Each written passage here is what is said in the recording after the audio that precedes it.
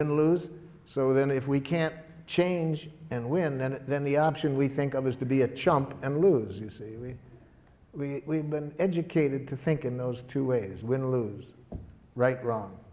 No, I'll show you a way, another option.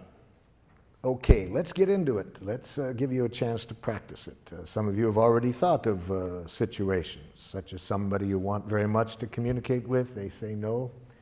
So, think of somebody at the moment who is behaving in a way that is not making life wonderful for you, and you'd like to get to the place that the song was about, where everybody's needs can get met and people are giving to one another from the heart, willingly, not out of coercion, you see.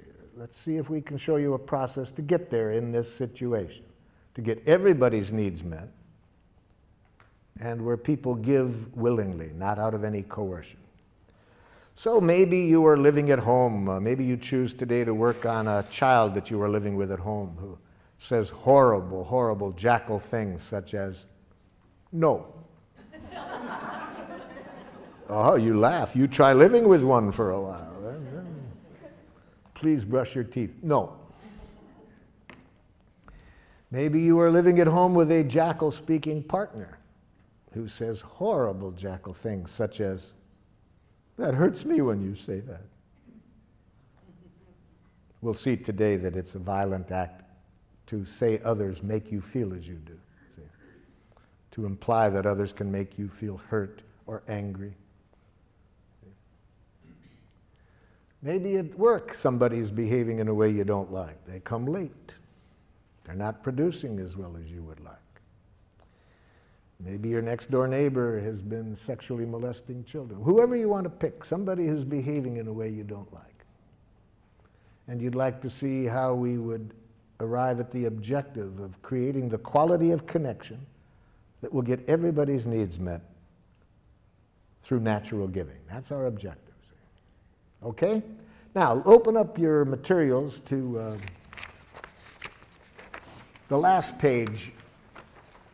Second to the last page. At the top it says, expressing how we are and what we would like.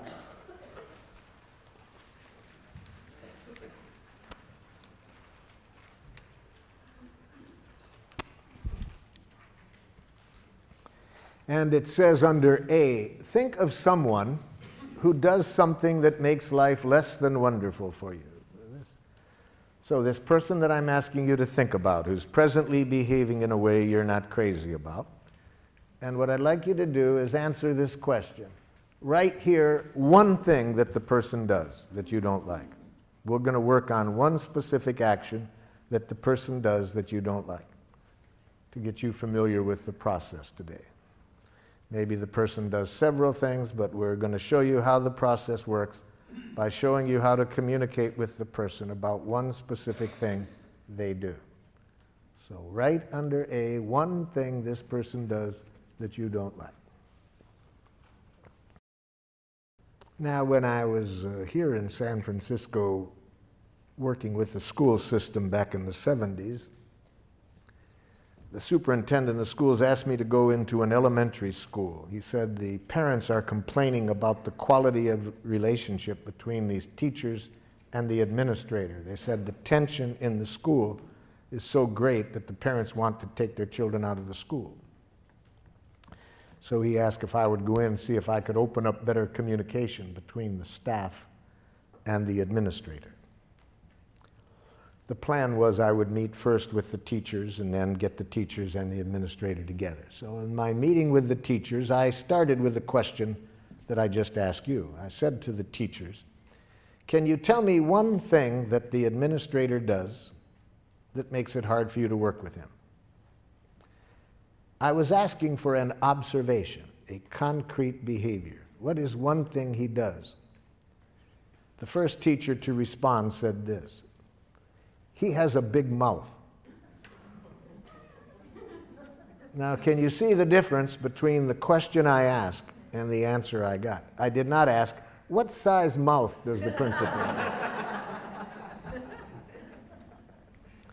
So this teacher was giving me an evaluation, an analysis that implies wrongness. You see, we've been so trained to think that way, that sometimes we can't separate fact and opinion. All we see is our enemy image. See, whether it's an individual or a nation, we have been trained to think in enemy images, wrongness. And it obscures reality. We don't see the behavior, we just see our enemy image. In his book, Out of Weakness, Andrew Schmookler says that when cultures are taught to think this way, not to just see the person, but an image, a judgment they've made, bombs are never far away, you see.